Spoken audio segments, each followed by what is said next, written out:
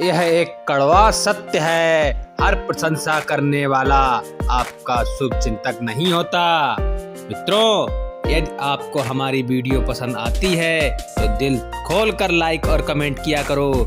आप लोग थंबनेल देखकर ही वीडियो को स्किप कर देते हैं और वीडियो को ध्यान से और पूरा देखिए, जिससे हमें मालूम पड़े कि आप हमारी दिल से प्रशंसा करते हैं। तो आइए शुरू करते हैं।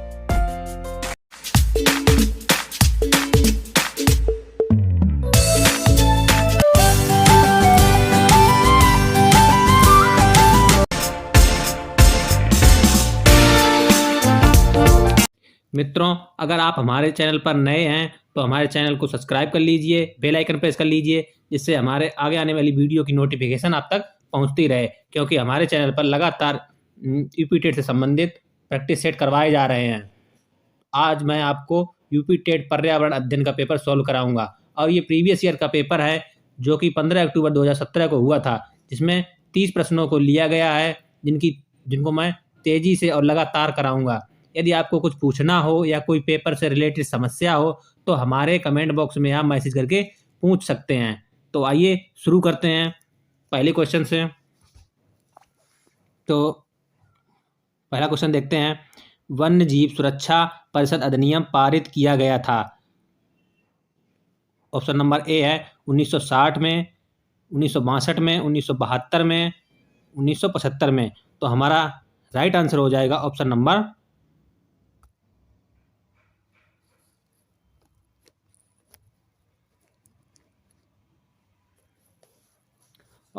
हमारा हो जाएगा सी, 1972 में। अगला क्वेश्चन देखते हैं। एक मार्क का संबंध है गुणवत्ता से, पैकेजिंग से, संसाधन से, उत्पादन से। तो ये इसका राइट आंसर हो जाएगा ऑप्शन नंबर ए। जो एक मार्क साइन होता है वो हमारी वस्तुओं पर गुणवत्ता को दर्शाता है कि वस्तु कितनी अच्छी है, क्या क्वालिटी है और किस तरह से पैक किया गया है, ओरिजिनल कंपनी है या डुप्लीकेट है, रजिस्टर्ड है या नहीं है। इस चीज़ का हमें ज्ञान कराती है एक मार्क साइन। आर्सेनिक, अगला क्वेश्चन है। आर्सेनिक द्वारा जल प्रदूषण सर्वाधिक है उत्तर प्रदेश में, मध्य प्रदेश में, बिहार में, पश्चिम बंगाल में। तो इसका जो राइट आंसर हो जाएगा वो ऑप्शन नंबर डी, पश्चिम बंगाल में।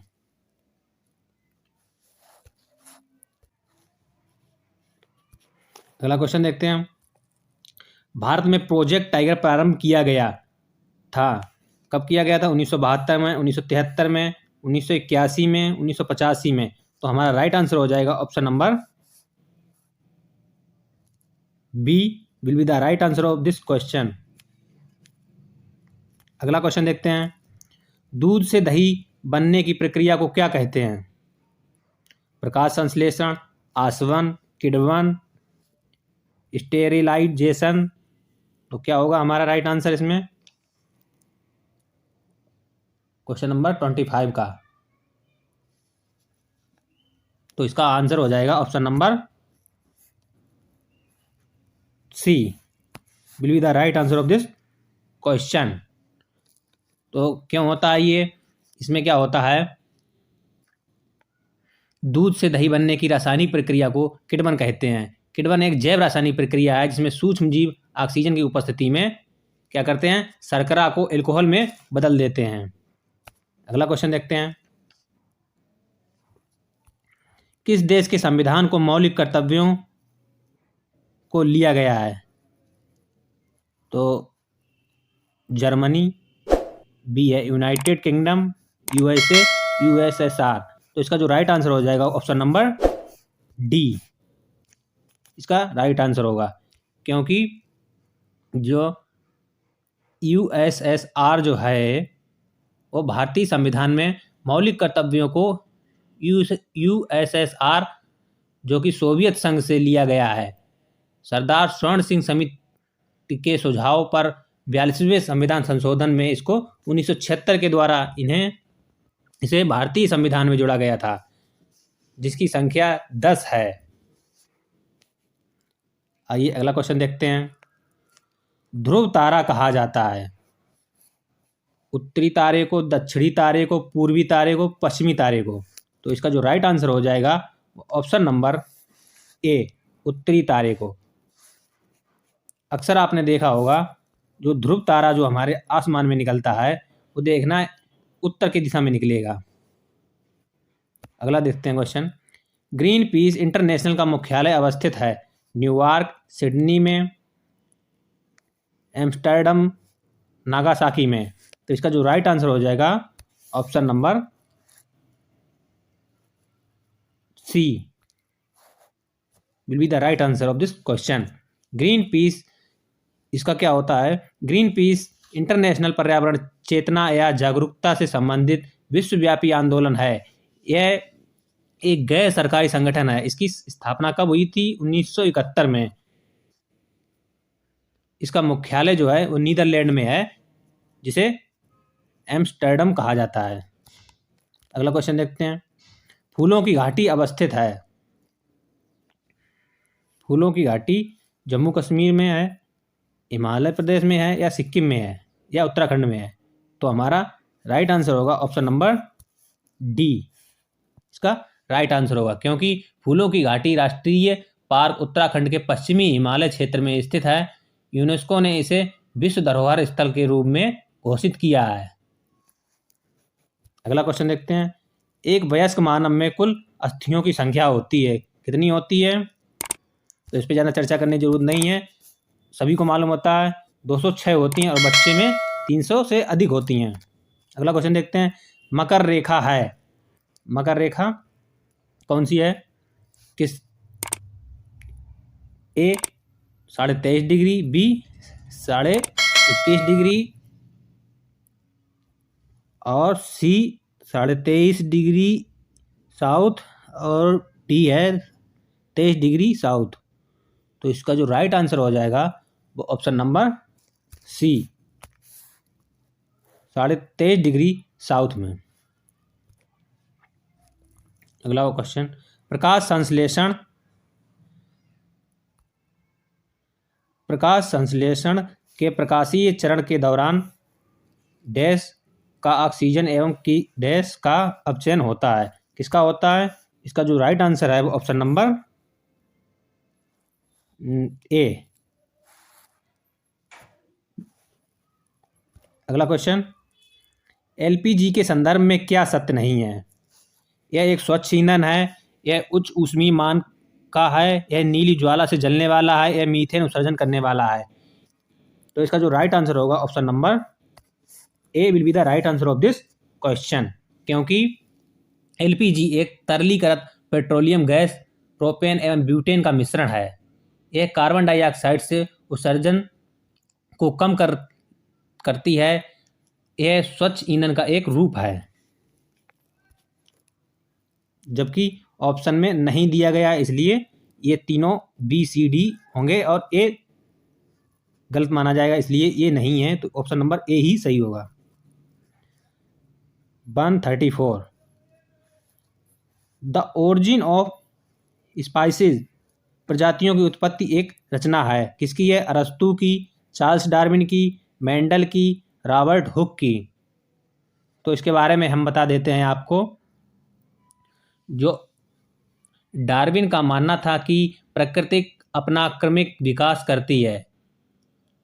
24 नवंबर 1859 को चार्ल्स डार्विन ने अपनी एक पुस्तक लिखी, प्रजातियों की उत्पत्ति को प्रकाशित किया। इसलिए जो राइट आंसर है वो option number B will be the right answer of this question. Next देखते हैं। पुष्कर मेला कहाँ आयोजित किया गया जाता है? तो ये है जयपुर, उदयपुर, जोधपुर, अजमेर। तो इसका जो राइट आंसर होगा वो option number D will be the right answer. अगला देखते हैं। अंतर्राष्ट्रीय न्यायालय का मुख्यालय अवस्थित है जिनेवा में, हेग में, न्यूयॉर्क में, पेरिस में? तो इसका जो राइट आंसर होगा वो ऑप्शन नंबर बी होगा, हेग में। संविधान सभा ने राष्ट्रीय गान को कब अपनाया? 20 जनवरी 1950 को, 24 जनवरी 1950 को, 21 मई 1949 को, 13 नवंबर 1949 को? तो इसको हम बता देते हैं आपको। इसका जो राइट आंसर होगा ऑप्शन नंबर बी, क्योंकि ये 26 जनवरी के 2 दिन पहले अपनाया गया था, यानी 24 जनवरी 1950 को। तो इसका right answer option number B. अगला देखते हैं, गिर शेर परियोजना अवस्थित है गुजरात में, महाराष्ट्र में, उत्तर प्रदेश, मध्य प्रदेश में।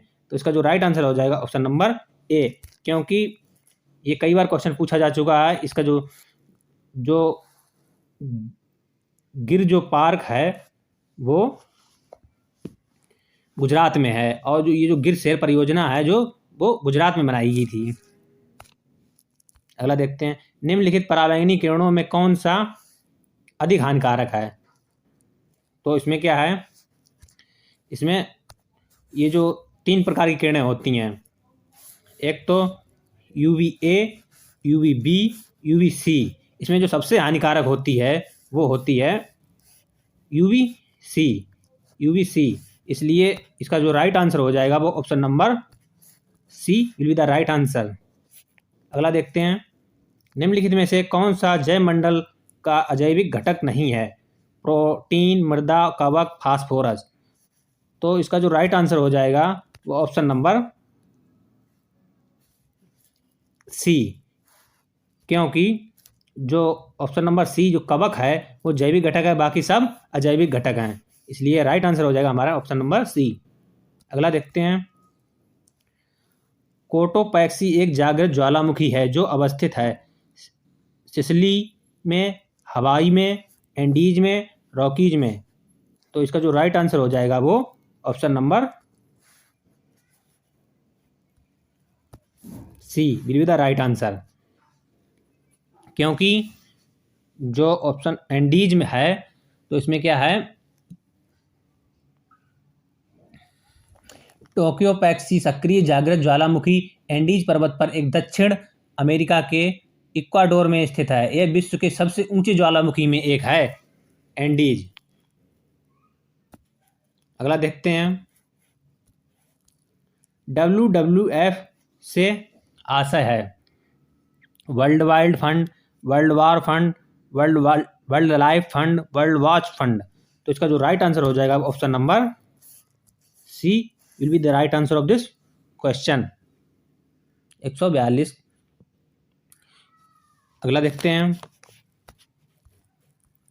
गंगा नदी निकलती है अरावली श्रेणी से, लद्दाख श्रेणी, गंगोत्री से, ग्लेशियर से। तो इसका ज़्यादा देखने की जरूरत नहीं, सीधा ऑप्शन लगाइए ऑप्शन नंबर सी, क्योंकि गंगा हमारी जो है वो गंगोत्री से निकलती है, इसमें ज़्यादा देखने की ज़रूरत ही नहीं है। आगे बढ़ते हैं,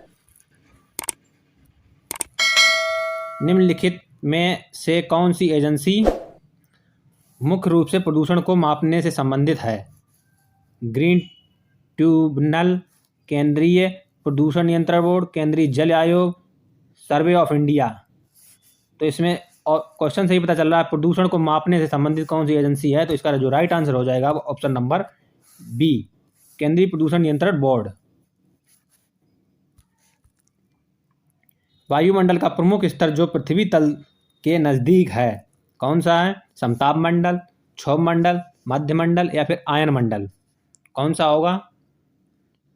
क्वेश्चन नंबर 145 का right answer option number B, क्षोभ मंडल। ये क्यों होगा, क्षोभ मंडल वायु की सबसे निचली परत है जो जैवमंडलीय पारिस्थितिकी के लिए सर्वाधिक महत्वपूर्ण है, क्योंकि मौसम संबंधी घटनाएं इसी मंडल में होती हैं। और क्या होता है, प्रत्येक को 165 मीटर की ऊंचाई पर 1 डिग्री सेल्सियस तापमान की कमी होती है।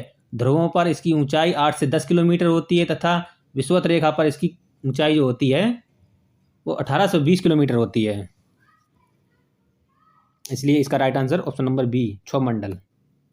आइए अगला देखते हैं, तिब्बत की सांगपो नदी भारत में किस नाम से जानी जाती है। तो इसका जो राइट आंसर होगा ऑप्शन नंबर सी, ब्रह्मपुत्र नाम से जानी जाती है। अगला देखते हैं, घास भूमि क्षेत्र के परितंत्र की खाद्य श्रृंखला में सबसे उच्च स्तर के उपभोक्ता होते हैं। तो इसका जो राइट आंसर हो जाएगा वो ऑप्शन नंबर बी। इसका राइट आंसर होगा, क्योंकि मांसाहारी जो होते हैं वो तृतीय वर्ग के उपभोक्ता होते हैं, और इसमें ऑप्शन में सभी जो हैं शाकाहारी जो है वो प्रथम वर्ग का उपभोक्ता होगा। जीवाणु, ये तो जो होते सड़े गलों जीवों को नष्ट करते हैं। मांसाहारी या शाकाहारी, ये तो बीच के होंगे, द्वितीय वर्ग के, इसलिए ये नहीं होगा, ये तृतीय वर्ग का होगा, इसलिए यही सबसे उच्च श्रेणी, उच्च स्तर पे जाएगा। तो इसका जो राइट आंसर हो जाएगा ऑप्शन नंबर बी। अगला देखते हैं, पारिस्थितिक तंत्र में ऊर्जा का मुख्य स्रोत है एटीपी, सूर्य का प्रकाश, डीएनए, आरएनए। तो इसमें ज़्यादा देखने की जरूरत ही नहीं है। पारिस्थितिक तंत्र में ऊर्जा का सबसे बड़ा मुख्य स्रोत सूर्य है। तो इसका जो राइट आंसर हो जाएगा ऑप्शन नंबर बी, सूर्य का प्रकाश। अब ये विश्व का सबसे बड़ा प्राकृतिक स्रोत है। संयुक्त राष्ट्र सुरक्षा परिषद में कितने स्थायी सदस्य हैं? तो इसमें हो जाएगा 3, 4, 5 या 6।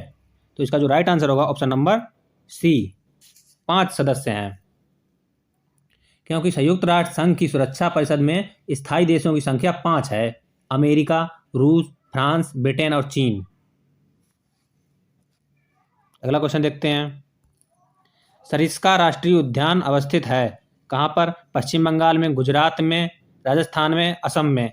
तो इसका जो राइट आंसर हो जाएगा option number C, will be the right answer of this question, क्योंकि सरिस्का राष्ट्रीय उद्यान एवं बाघ रिजर्व राजस्थान अलवर जिले में स्थित है। इसी के साथ हमारे ये 30 क्वेश्चन कंप्लीट हुए, और हमारे प्रैक्टिस सेट देखने के लिए और हमारे अपनी यूपी टेट की तैयारी बहुत तेज़ी से करने के लिए, क्योंकि कम समय बचा है, तो लगातार बने रहिए हमारे साथ और हमारे चैनल को सब्सक्राइब कर लीजिए, बेल आइकन प्रेस कर लीजिए, इससे हमारे नोटिफिकेशन आप तक ऑटोमेटिक पहुंच जाया करे। इसी के साथ धन्यवाद, और अगले प्रैक्टिस सेट के लिए तैयार रहें।